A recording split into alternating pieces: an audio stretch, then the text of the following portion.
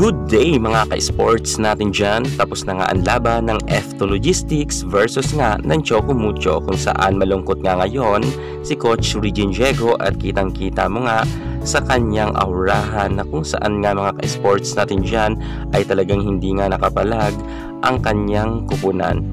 Matapos nga nilang manalo sa first set at panay ang swag ng kanyang mga players, pagdating naman sa second set, third set at fourth set ay tinambakan nga sila ng Choco Mucho. Bakit ganito ang nangyari sa F2 Logistics team na kung saan ay maganda naman ang kanilang nilaro sa first set, pero pagdating nga sa second set, third set ay talagang humina na sila at kahit sa fourth set ay hindi nga sila nakapalag.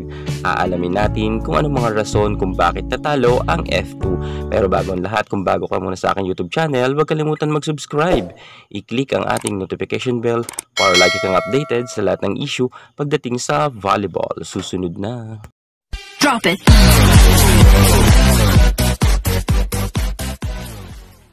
Nagtapos nga hanggang fourth set lamang ang game nga ng Choco Mucho versus F2 Logistics, kung saan 19-25 sa first set ay nanalo nga ang F2 Logistics. Pero pagdating nga sa second set ay malala nga ang revenge ng Choco Mucho, kung saan nakakuha nga sila ng 25 at 8 puntos lamang ang nakuha ng F2.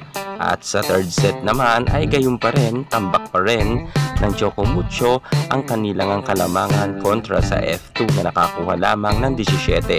At pagdating nga sa fourth set ay hindi na talaga nakapalag ang F2 Logistics at tuluyan na nga silang pinataob ng Choco Mucho, kung saan nakakuha lamang ang F2 ng 19 at tinapos na nga yan ng ating Choco Mucho Flying Titans team, kung saan nga mga ka-sports natin dyan talagang ginalingan talaga ng Choco Mucho ang laban na ito ngayong gabi, sapagkat gustong-gusto talaga nila makuha nga ang panalo para nga sure talaga sila na pasok nga sila sa top 4. At nagawa naman niya ng Choco Mucho, sapagkat sure ball na po mga ka-sports natin dyan na hindi na nga malalaglag ang Choco Mucho sa semifinals. At ngayon mga ka-sports natin dyan, lumagapak nga ang kupunan ni Coach Regine Diego sa rank number 8 sa ngayon. At narito nga mga ka-sports ang mga dahilan kung bakit natalo ang F2, sapagkat nga mga ka-sports natin dyan, si Coach Regine Diego, ang head coach nga ng F2,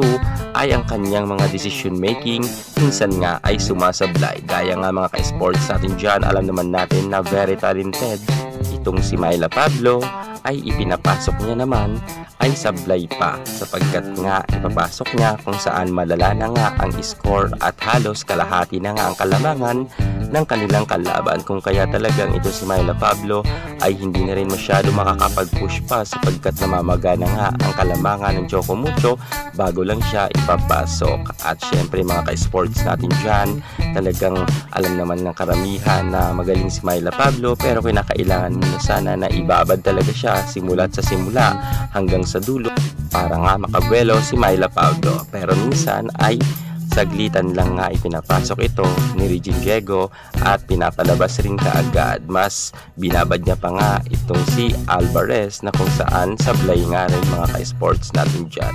Isa pa sa mga dahilan mga ka-sports kung bakit natalo nga ang F2 Logistics, sapagkat nga si Julina de la Cruz, ang kanilang top scorer, ay nawala na nga rin sapagkat nagkaroon nga ng minor injury at hindi na nga ito nakabalik pa sa loob ng court.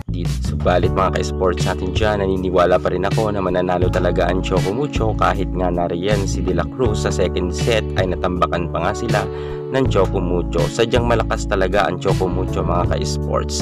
Maging ang mga floor defense nga ng nasabi nating mga players nga ng F2 Logistics ay butas na butas. Hindi gaya nga ni Tang Ponce ng Choco Mucho, talagang hinahabol niya ang bola kahit saan pumunta. Kung kaya talagang matatalo dito ang pupunan nga ni Abby Maranyo. Dahil nga mas marami pang nananalangin ng mga fans na matalo nga itong F2 dahil sa kanilang pagsaswag, maraming nabubwisit sa kanila. Pero mga ka-sports, swag lang naman yan at party lang yan ng game. Sana wag kayo magalit sa F2 Logistics team. Maging masaya na lang tayo sapagkat panalo nga ang Choco Mucho Flying Titans. Congratulations sa ating magaling na setter, walang iba kundi si Boss Dina Wong. Si Dina Wong ay nasa number 1 setter pa rin hanggang sa ngayon. Sigurado na tayo na makukuha niya ang Best Setter Award. Yan muna ang pinaka-latest natin sa mundo ng volleyball. Thank you so much. God bless.